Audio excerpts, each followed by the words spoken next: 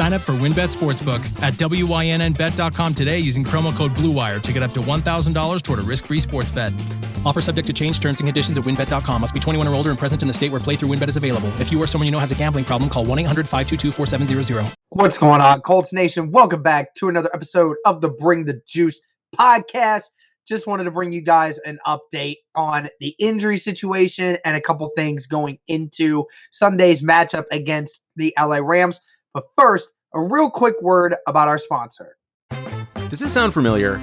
You've got one device that lets you catch the game live, another that lets you stream your favorite shows, you're watching sports highlights on your phone, and you've got your neighbor's best friend's login for the good stuff.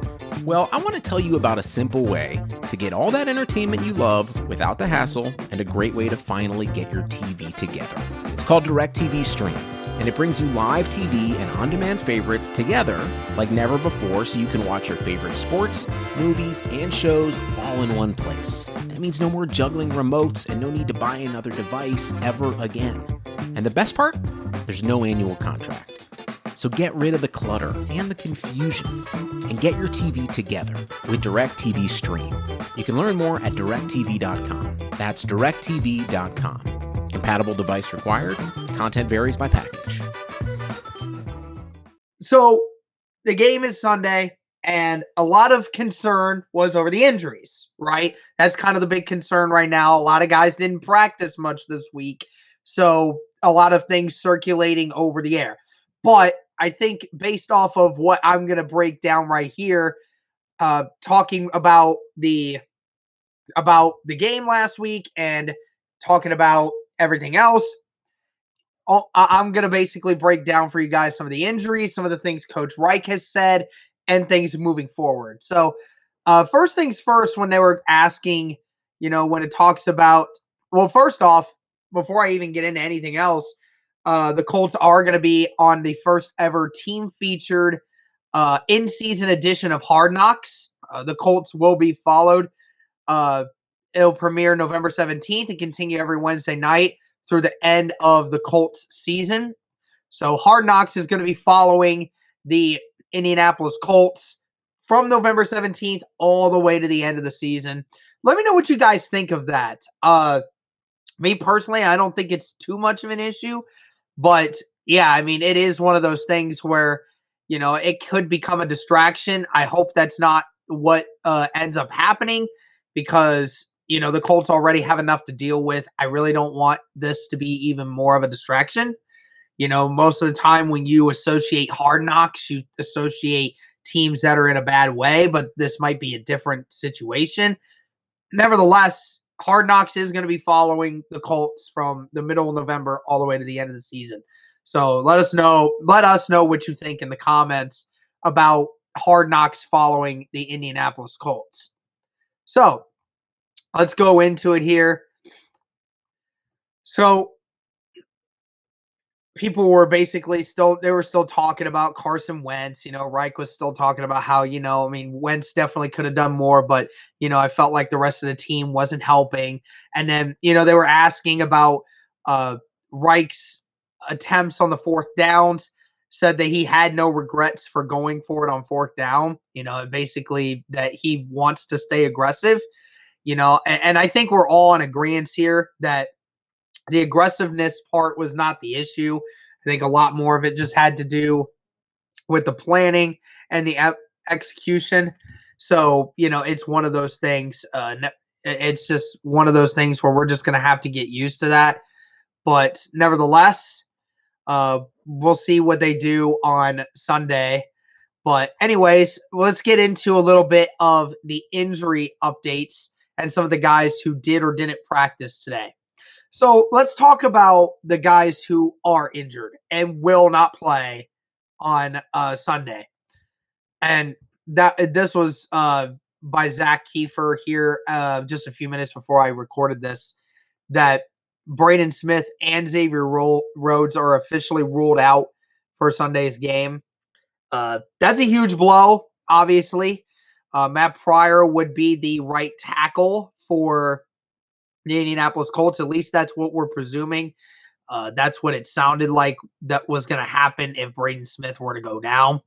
And of course, we don't have Xavier Rhodes again for another week.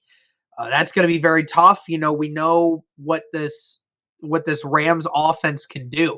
We saw it last week against the Bears. I mean, just threw whatever they wanted and they got it.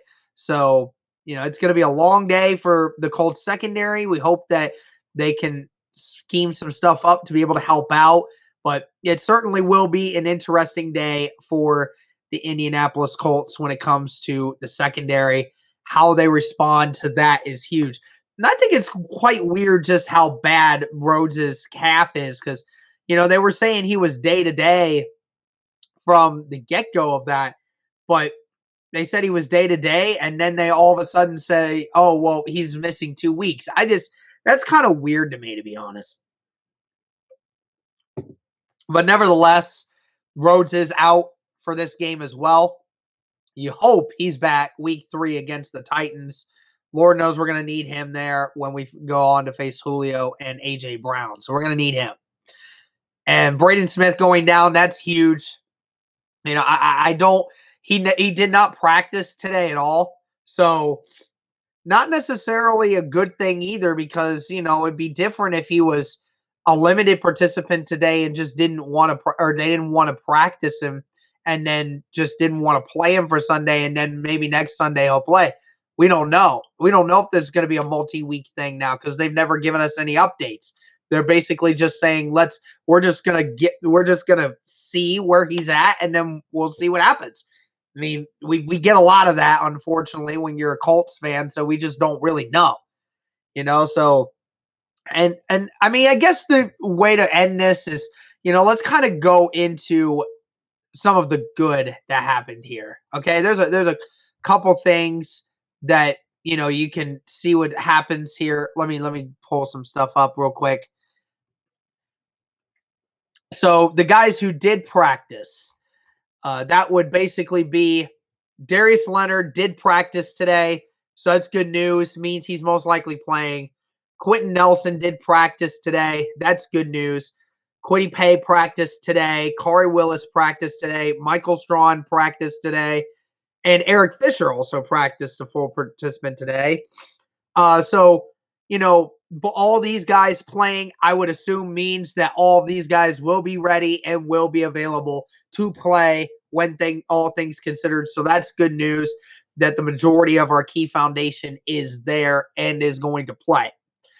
Eric Fisher's ability, he could make his debut Sunday. He could. Team said they're going to keep an eye on him over the next 48 hours to kind of see how he does, leading up to the game itself, and then they'll decide whether or not he's going to play. My gut instinct tells me that he does play. Okay, my key instinct is that he does play Sunday, given the fact that we saw what Quentin Nelson's going through with his nagging injuries. He said that that's the kind of stuff,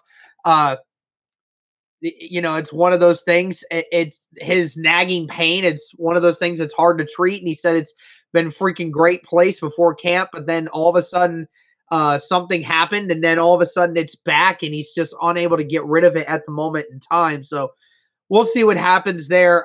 Certainly hope Quentin Nelson, can handle that later on. But I see the offensive line situation the way it is. I think that Fisher will be there and will be ready. But ultimately, it depends, again, which Fisher are we going to get? This guy was just 8 months from an Achilles injury. So on one hand, you're thinking, okay, well, you don't want him to re-injure it. Obviously, if he's good enough to practice now, you would imagine that means he's good, right? I mean, it's incredible that he's been available enough, even at this moment in time, to be able to even consider to play in a game. I mean, 8 months after serious surgery. I mean, that's really difficult to come back from something like that, and especially that quickly.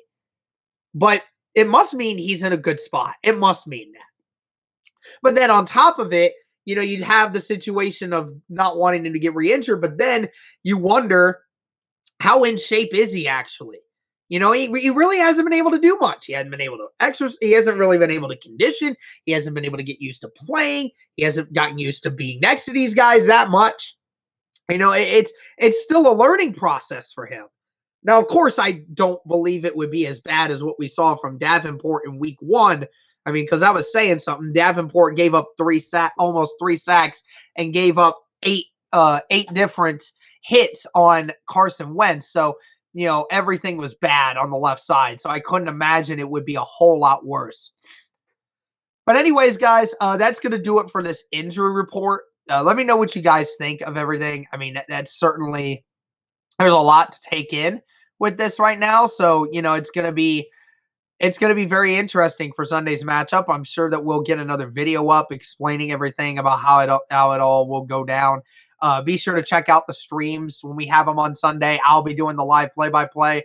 Then we'll have a pregame stream beforehand. So thank you guys so much again for the support. And as always, go Colts.